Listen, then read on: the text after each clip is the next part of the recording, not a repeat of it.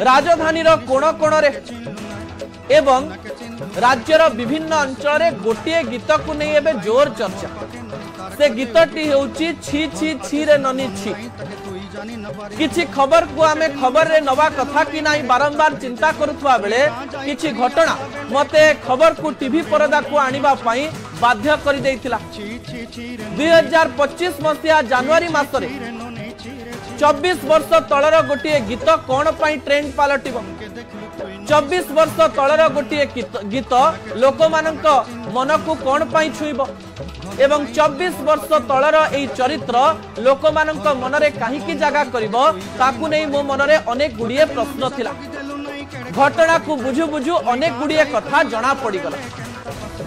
2024 मसिया 2025 मसिया मध्यरे आपण माने फोन रो रील्स देखिबा बढ़ाई देइचंती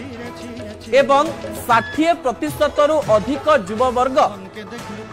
रिलेशनशिप संपर्क ब्रेकअप यहा को नहीं थिबा विभिन्न रील्स को देखुचंती एवं ता द्वारा अनेक लोक निज द्वारा कनेक्ट करूचंती बा संपर्क कर रखुचंती एवं एई समय रे सबुठारु गुरुत्वपूर्ण कथा हेउची एई छी छी छी रे ननी भितरे एमिति किछि लाइन रहिछि जो लाइन गुडिक संपर्कर माने को बुझेबा पई चेष्टा करूछि।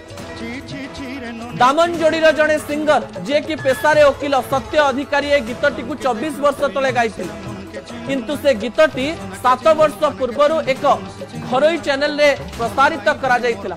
किंतु ए किछि दिन मध्य रे राज्य रे 50 लाख रु अधिक लोक यूट्यूब रे याकु देखिछन एवं यहा पछरे गुरुत्वपूर्ण कथा हेउचे गीतर लाइन ए गीतरे लेखा जाइछि धन के देखलु तुई ननी सिना मन के चिन्हलु नाही सुना के चिन्हलु बाना के चिन्हलु मनस चिन्हलु नाही धन नाही बोली मोर पाखे ननी तार कार्य उठी गलु धन अछि सिना मन नाही ताके तुई काई जानी नाही पारिलु गोटे दिनु मिसा जगी देलु नाही केड़े कथा करि देलु मु गां जाई करी आसिला बेलकु केंता पासरी देलु रे ननी छी छी छी रे ननी। एथिरे विरह वेदनार कथा अछि। 2024 रु 2025 मसिया मध्यरे जेतेबेले 24 वर्षरु 35 वर्षर युववर्ग ब्रेकअप रो शिकार हेउचंती सेही समय एई गीत तांको मन को छुईछि।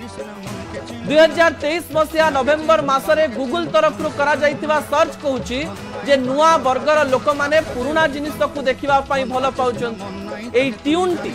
एई ब्रेकअप सॉन्ग टी पुराना हेले मध्य लोकंक मन को छुईची एवं लोक माने को द्वारा आदृत होईची एवं एई गीतर ट्रेंड आउरी 2-3 मास रहिबो एथिरे कोनोसी प्रकार रो द्वंद्व नाही। असल कथा को एछि रखुची।